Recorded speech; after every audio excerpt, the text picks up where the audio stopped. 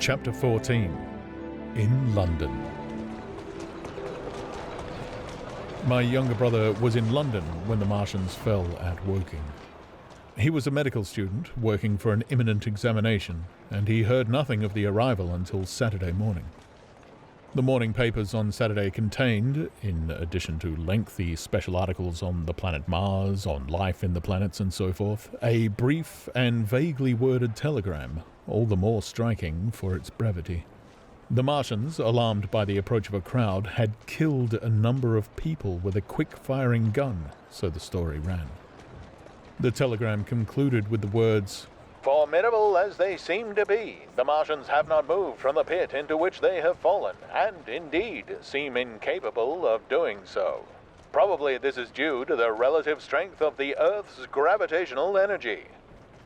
On that last text, their leader-writer expanded very comfortingly. Of course, all the students in the crammers biology class to which my brother went that day were intensely interested, but there were no signs of any usual excitement in the streets.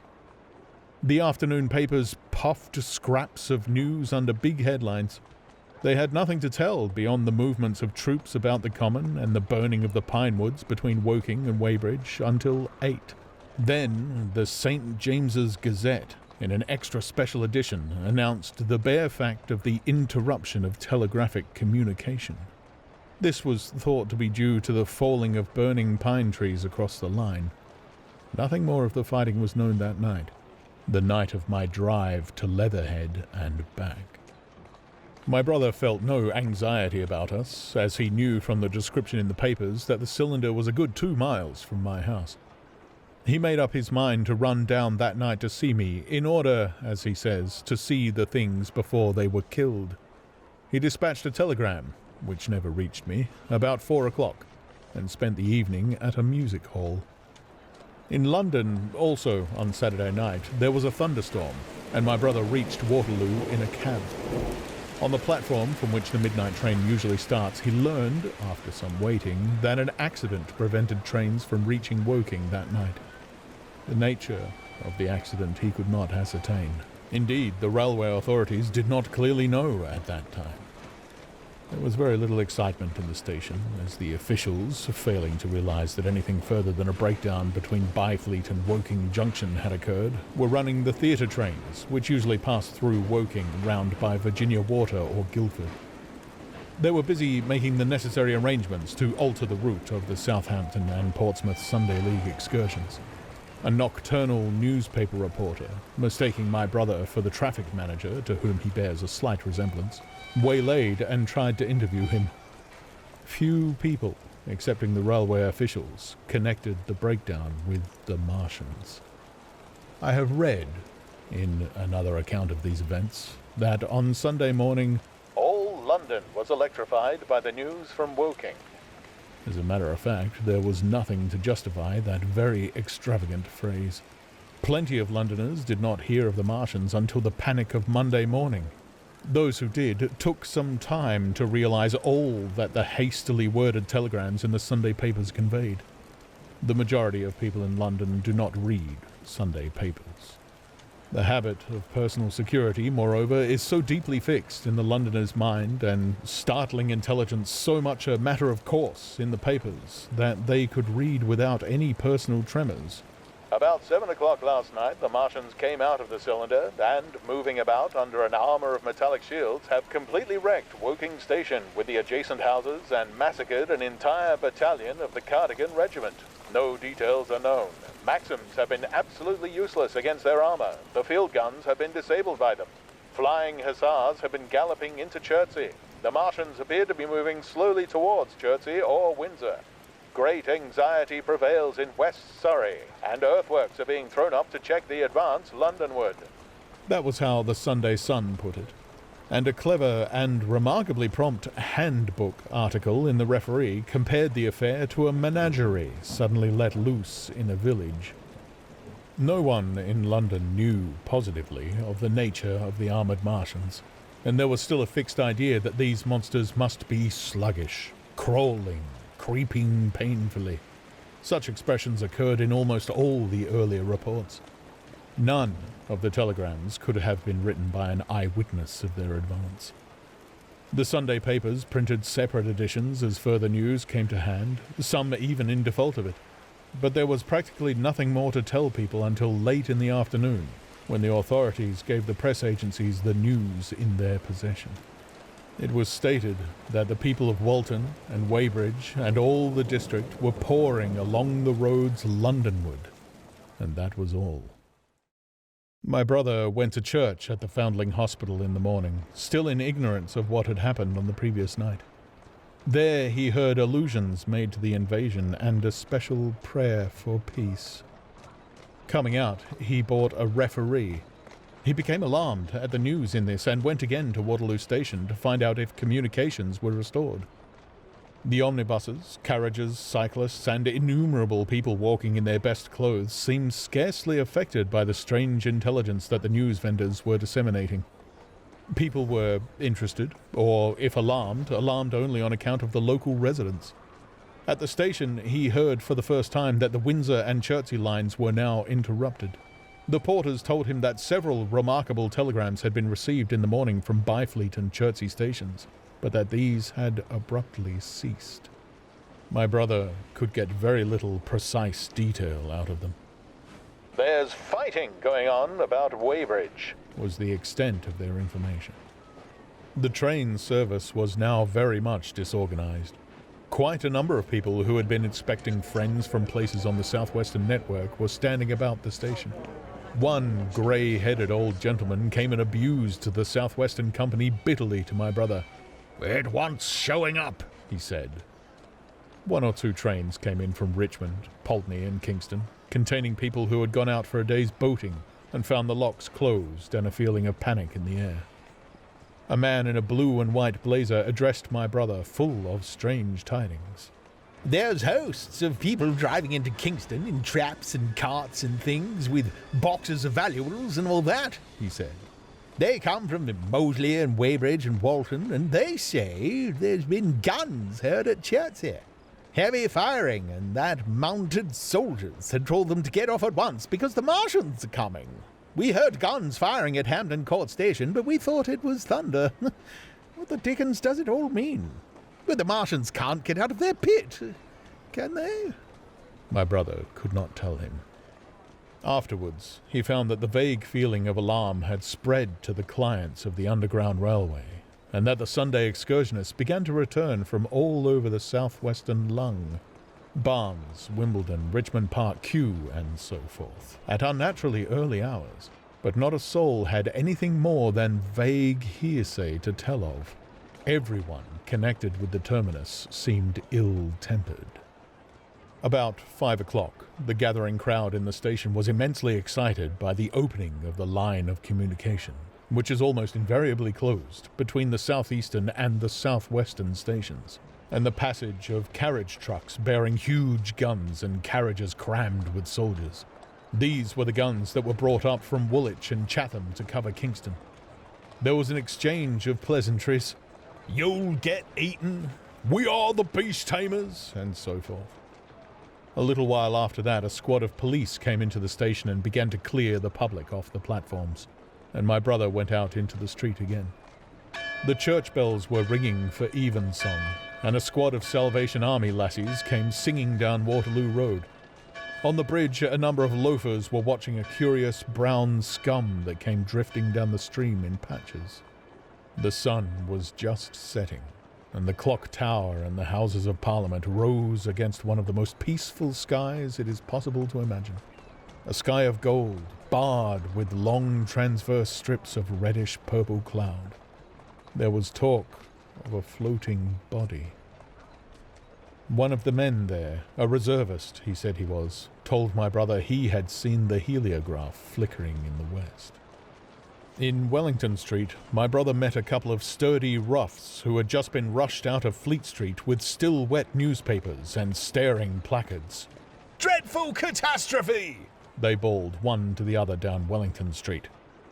"Fighting at Weybridge! Full description! Repulse of the Martians! London in danger!" He had to give 3 pence for a copy of that paper.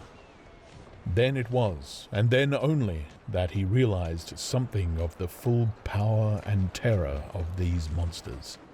He learned that they were not merely a handful of small, sluggish creatures, but that they were minds swaying vast mechanical bodies, and that they could move swiftly and smite with such power that even the mightiest guns could not stand against them. They were described as vast spider-like machines nearly 100 feet high, capable of the speed of an express train and able to shoot out a beam of intense heat. masked batteries, chiefly of field guns, had been planted in the country about Horsell Common, and especially between the Woking district and London. 5 of the machines had been seen moving towards the Thames, and 1, by a happy chance, had been destroyed. In the other cases, the shells had missed, and the batteries had been at once annihilated by the heat rays. Heavy losses of soldiers were mentioned, but the tone of the dispatch was optimistic. The Martians had been repulsed. They were not invulnerable. They had retreated to their triangle of cylinders again in the circle about Woking. Signallers with heliographs were pushing forward upon them from all sides. Guns were in rapid transit from Windsor, Portsmouth, Aldershot, Woolwich, even from the north. Among others, long wire guns of 95 tons from Woolwich. Altogether, 116 were in position or being hastily placed, chiefly covering London. Never before in England had there been such a vast or rapid concentration of military material. Any further cylinders that fell, it was hoped, could be destroyed at once by high explosives, which were being rapidly manufactured and distributed. No doubt, ran the report, the situation was of the strangest and gravest description, but the public was exhorted to avoid and discourage panic. No doubt the Martians were strange and terrible in the extreme, but at the outside there could not be more than 20 of them against our millions. The authorities had reason to suppose, from the size of the cylinders, that at the outside there could not be more than 5 in each cylinder, 15 altogether, and 1 at least was disposed of, perhaps more. The public would be fairly warned of the approach of danger, and elaborate measures were being taken for the protection of the people in the threatened southwestern suburbs. And so, with reiterated assurances of the safety of London and the ability of the authorities to cope with the difficulty, this quasi-proclamation closed. This was printed in enormous type on paper so fresh that it was still wet, and there had been no time to add a word of comment. It was curious, my brother said, to see how ruthlessly the usual contents of the paper had been hacked and taken out to give this place. All down Wellington Street, people could be seen fluttering out the pink sheets and reading, and the stand was suddenly noisy with the voices of an army of hawkers following these pioneers. Men came scrambling off buses to secure copies. Certainly this news excited people intensely, whatever their previous apathy. The shutters of a map shop in the Strand were being taken down, my brother said, and a man in his Sunday raiment, lemon-yellow gloves even, was visible inside the window hastily fastening maps of Surrey to the glass. Going on along the Strand to Trafalgar Square, the paper in his hand, my brother saw some of the fugitives from West Surrey. There was a man with his wife and 2 boys and some articles of furniture in a cart, such as greengrocers use. He was driving from the direction of Westminster Bridge, and close behind him came a hay wagon with 5 or 6 respectable-looking people in it, and some boxes and bundles. The faces of these people were haggard, and their entire appearance contrasted conspicuously with the Sabbath-best appearance of the people on the omnibuses. People in fashionable clothing peeped at them out of cabs. They stopped at the square as if undecided which way to take, and finally turned eastward along the Strand. Some way behind them came a man in workday clothes, riding one of those old-fashioned tricycles with a small front wheel. He was dirty and white in the face. My brother turned down towards Victoria and met a number of such people. He had a vague idea that he might see something of me. He noticed an unusual number of police regulating the traffic. Some of the refugees were exchanging news with the people on the omnibuses. One was professing to have seen the Martians. Boilers on stilts, I tell you, striding along like men. Most of them were excited and animated by their strange experience. Beyond Victoria, the public houses were doing a lively trade with these arrivals. At all the street corners, groups of people were reading newspapers, talking excitedly, or staring at these unusual Sunday visitors. They seemed to increase as night drew on, until at last the roads, my brother said, were like Epsom High Street on a Derby day. My brother addressed several of these fugitives and got unsatisfactory answers from most. None of them could tell him any news of Woking except one man, who assured him that Woking had been entirely destroyed on the previous night. I came from Byfleet, he said. Man on a bicycle came through the place in the early morning and ran from door to door warning us to come away. Then came soldiers. We went out to look and there were clouds of smoke to the south. Nothing but smoke, and not a soul coming that way. Then we heard the guns at Chertsey and folks coming from Weybridge, so I've locked up my house and come on. At the time, there was a strong feeling in the streets that the authorities were to blame for their incapacity to dispose of the invaders without all this inconvenience. About 8 o'clock, a noise of heavy firing was distinctly audible all over the south of London. My brother could not hear it for the traffic in the main thoroughfares, but by striking through the quiet back streets to the river, he was able to distinguish it quite plainly. He walked from Westminster to his apartments near Regent's Park about 2. He was now very anxious on my account, and disturbed at the evident magnitude of the trouble. His mind was inclined to run, even as mine had run on Saturday, on military details. He thought of all those silent, expectant guns, of the suddenly nomadic countryside. He tried to imagine boilers on stilts 100 feet high. There were 1 or 2 cartloads of refugees passing along Oxford Street, and several in the Marylebone Road, but so slowly was the news spreading that Regent Street and Portland Place were full of their usual Sunday night promenaders, albeit they talked in groups, and along the edge of Regent's Park there were as many silent couples walking out together under the scattered gas lamps as ever there had been. The night was warm and still and a little oppressive. The sound of guns continued intermittently, and after midnight there seemed to be sheet lightning in the south.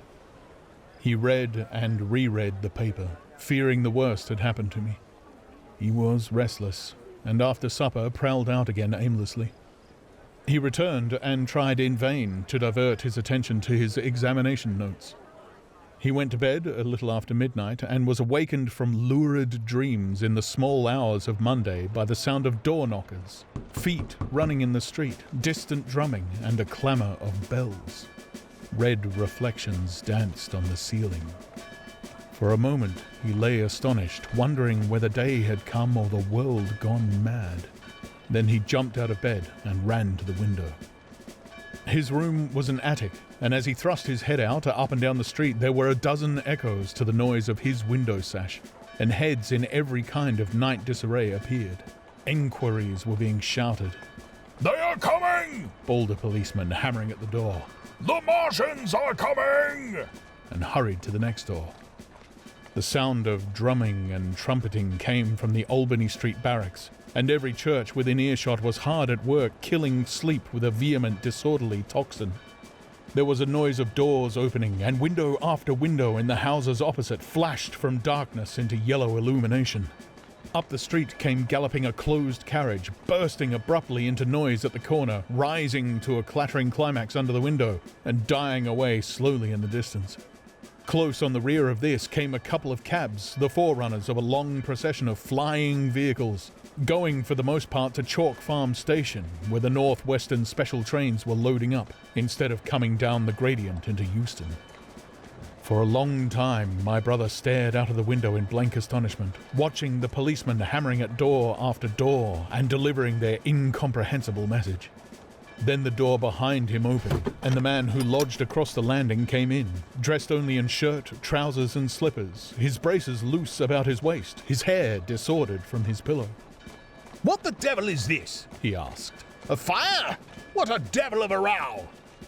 They both craned their heads out of the window, straining to hear what the policemen were shouting. People were coming out of the side streets and standing in groups at the corners, talking. "What the devil is it all about?" said my brother's fellow lodger.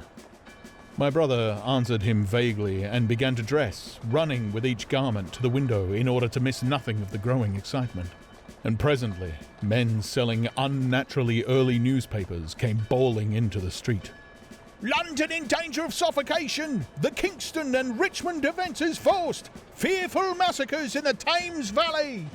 And all about him, in the rooms below, in the houses on each side and across the road and behind, in the park terraces and in the 100 other streets of that part of Marylebone and the Westbourne Park District and St Pancras and Westwood and Northwood and Kilburn and St John's Wood and Hampstead and Eastwood and Shoreditch and Highbury and Haggerston and Hoxton, and indeed through all the vastness of London from Ealing to Eastham, people were rubbing their eyes and opening windows to stare out and ask aimless questions, dressing hastily as the first breath of the coming storm of fear blew through the streets. It was the dawn of the Great Panic. London, which had gone to bed on Sunday night oblivious and inert, was awakened in the small hours of Monday morning to a vivid sense of danger. Unable from his window to learn what was happening, my brother went down and out into the street just as the sky between the parapets of the houses grew pink with the early dawn. The flying people on foot and in vehicles grew more numerous every moment. "Black smoke!" he heard people crying. And again, "Black smoke!" the contagion of such a unanimous fear was inevitable. As my brother hesitated on the doorstep, he saw another news vendor approaching and got a paper forthwith. The man was running away with the rest and selling his papers for $1 each as he ran, a grotesque mingling of profit and panic. And from this paper, my brother read that catastrophic dispatch of the Commander-in-Chief. The Martians are able to discharge enormous clouds of a thick and poisonous vapor by means of rockets. They have smothered our batteries, destroyed Richmond, Kingston, and Wimbledon, and are advancing slowly towards London, destroying everything on the way. It is impossible to stop them. There is no safety from the black smoke but in instant flight. That was all. But it was enough. The whole population of the great 6 million city was stirring, slipping, running. Presently it would be pouring en masse northward. "Black smoke!" the voices cried. "Fire!" The bells of the neighbouring church made a jangling tumult. A cart, carelessly driven, smashed amid shrieks and curses against the water trough up the street. Sickly yellow lights went to and fro in the houses, and some of the passing cabs flaunted unextinguished lamps. And overhead, the dawn was growing brighter, clear and steady and calm. He heard footsteps running to and fro in the rooms and up and down stairs behind him. His landlady came to the door, loosely wrapped in dressing gown and shawl. Her husband followed, ejaculating. As my brother began to realize the import of all these things, he turned hastily to his own room, put all his available money, some £10 altogether, into his pockets, and went out again into the streets.